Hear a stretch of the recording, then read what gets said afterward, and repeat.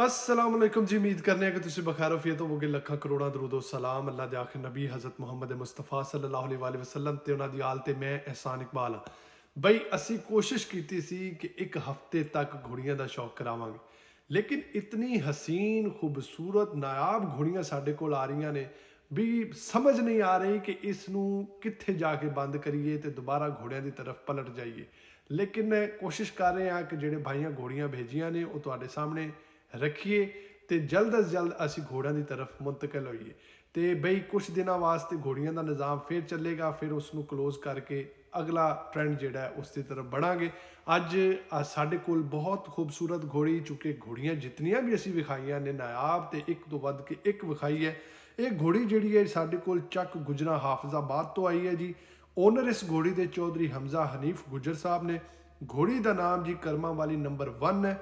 As इसकी 8 साल है। बराल ब्लड लाइन नाल तलक रखती है तो हाइट 61+ है।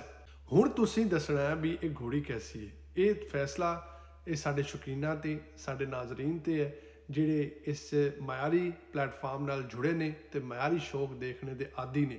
ये अज दा सवाल भी तुहाडे जिम्मे है।